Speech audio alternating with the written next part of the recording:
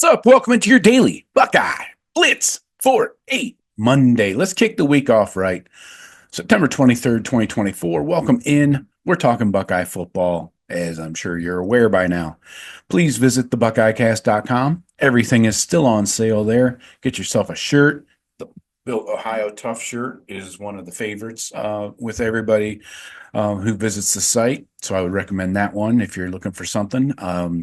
Get yourself a Beat Michigan shirt. Get that ordered plenty of time to have that ready for the last game of the season. And we have hats too. So check those out.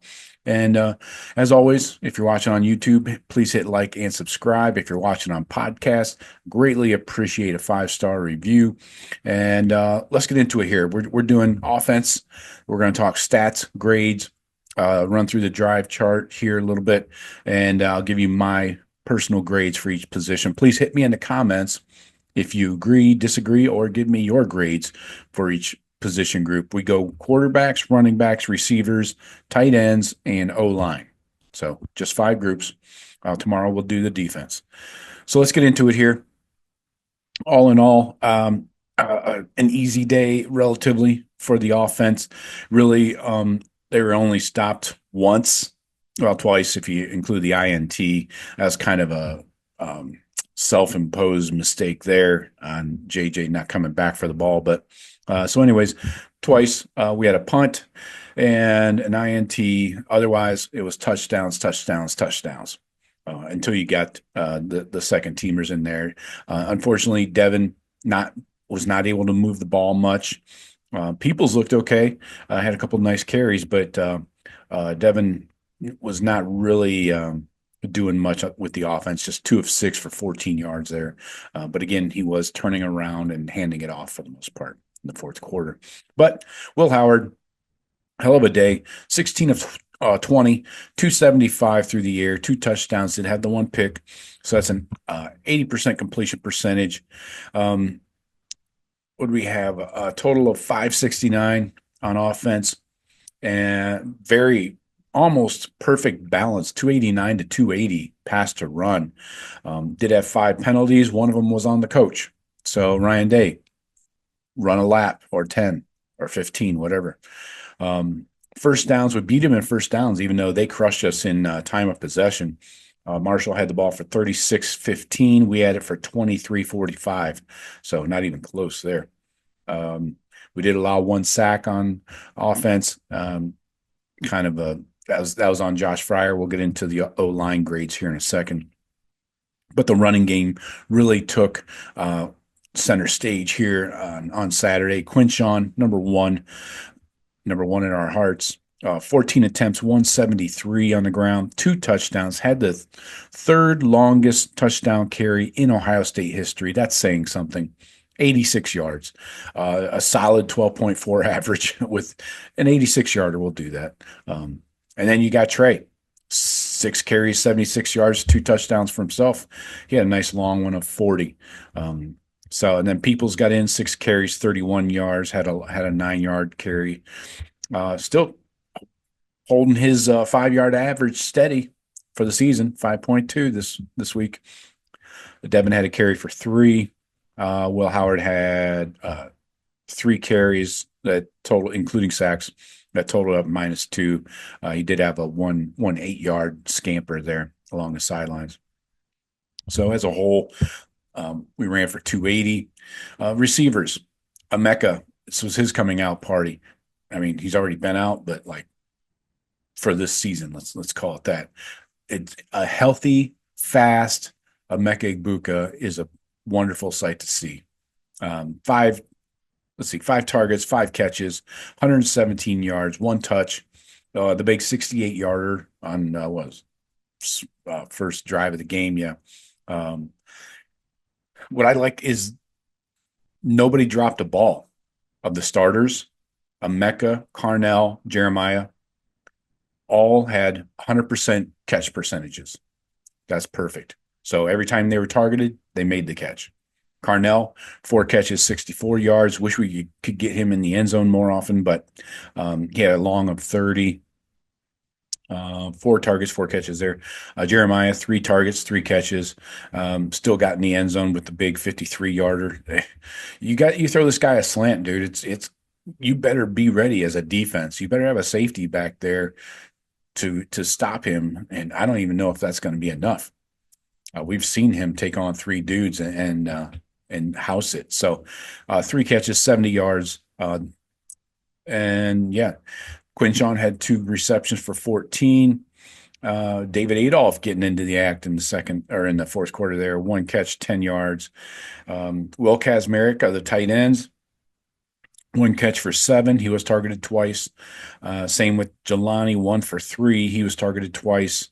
And Brandon Innes, can we get some more Brandon Innes, please? I'd like to see a little bit more wide receiver rotation here. One catch for 4 on one target for Innes.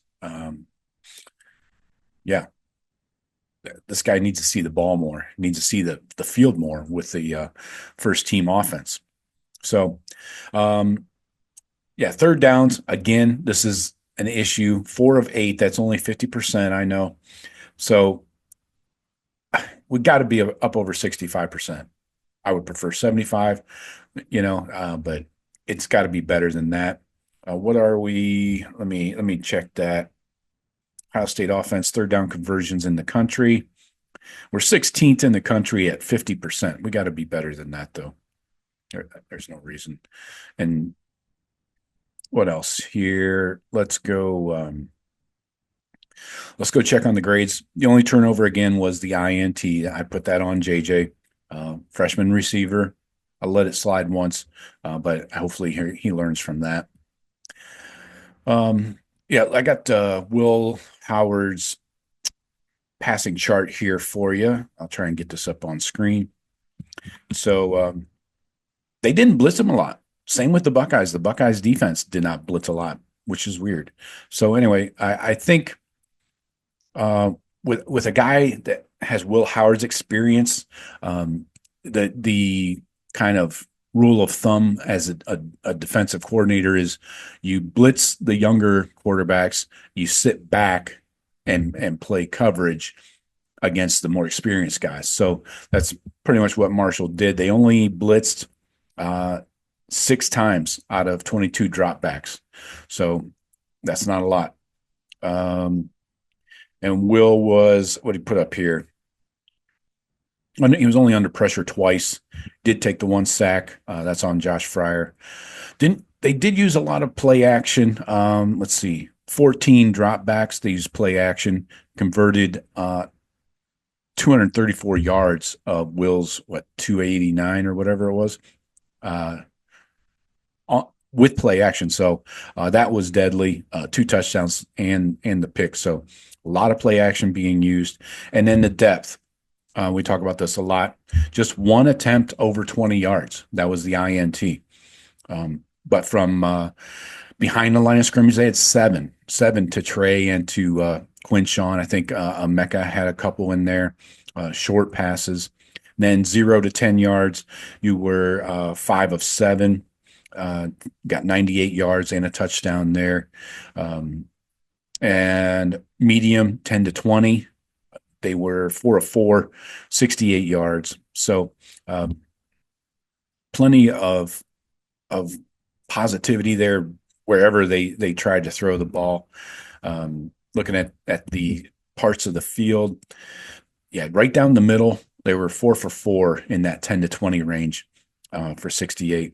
Then the 0 to 10 yard range, 95 yards, 4 of 5, and a touchdown. Then behind the line of scrimmage, 6 of 6, 102, right in the middle of the field. So, yeah, you can't complain about an 80% passing completion day. Never going to complain about that. And multiple touchdowns obviously helps. So let's look at rushing grades.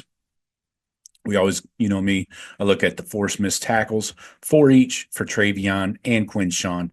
That's deadly. Yards after contact. This was awesome.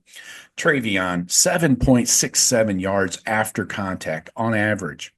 Quinshon was averaging 4.86 after contact. Yeah. To hit a guy and know he's going to gain 5 more yards as a defender has to be demoralizing. And forget about almost 8 yards with Trey. I mean, Jesus Christ.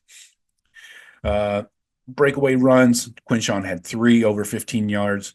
Trey had 2 over 15. And these guys running for first downs. Quinshawn had 6 first downs. Trey 3. Those are important stats to me as well. And the 2 touchdowns each. So both guys touched the paint. That was beautiful. Now let's look at let's go pass blocking first. Good news first. Josh Fryer allowed the sack. That killed his grade. He graded out a 29. Seth McLaughlin, 80.4. Donovan Jackson, first game back, 82.4. Josh Simmons, 84. Tegra, 81.5. Austin Sareveld and Tegra kind of split snaps here. Tegra got 16 pass blocking. Austin Sareveld, 14. So looks like they're restarting that right guard competition, and they're kind of awarding Sareveld for his time filling in for Donovan Jackson in the first couple of weeks. So no problems pass blocking other than Fryer allowing the sack. He's the only pressure allowed. That was Josh Fryer's sack. Nice sack, Josh. Anyway, run blocking. Josh Fryer not great there either. Now, I know we're kind of nitpicking here when you run for 280. I get that, but the grades are the grades. They don't lie. Josh Fryer graded out a 59. Donovan Jackson, 88.1. His best game, pass and run blocking of his career, possibly. Simmons, another good game for him, run blocking, a 70.2. Now Seth McLaughlin, a 61.9. And tight ends, this is always where we get a little weirdness. G. Scott, again, not a good day. Graded out a 40 in run blocking. Jelani, 60. Okay, I'll take that. Bennett Christian, a 56. Will Kazmarek, a 70. So we'll take that too. Let's looking at receivers. Not great. I mean, Ennis is decent. Austin Sareveld, 2 to finish up on the O-line, a 71. That's good. So, yeah. All in all, a good effort. I'm not going to bang on them too hard for these run grades on the O-line. So, good, not great. But the running backs kind of made their own holes, So, anyway, so my grades for the offense. One thing I did want to bring up that is a point of issue, I counted 9 run plays of 5 yards or less by the Buckeyes out of 50. We had 50 plays total on offense. So I got quarterbacks, A-, the INT, and Devin Brown not really shining in the fourth quarter. It makes me ding that down to an A-. Running backs, A+. Q had the hot hand, and obviously Coach Locke rides the hot hand, similar to the way Benedict Alford coached. Trey was good, getting in there. Not as many attempts as Q, but again, Q was on fire, so you got to feed him. Running backs, I'll go B+. The JJINT is a blemish there. I want to see more rotation and more Brandon Ennis, please. Tight ends, a D. 2 catches on 4 targets.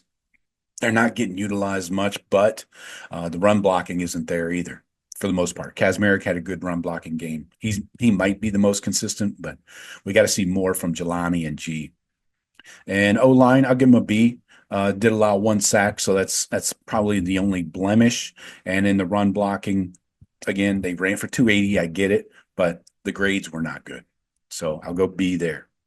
But let me know what you guys think. Hit me in the comments, like, subscribe, all that good stuff, and we'll talk to you later. Go Bucks.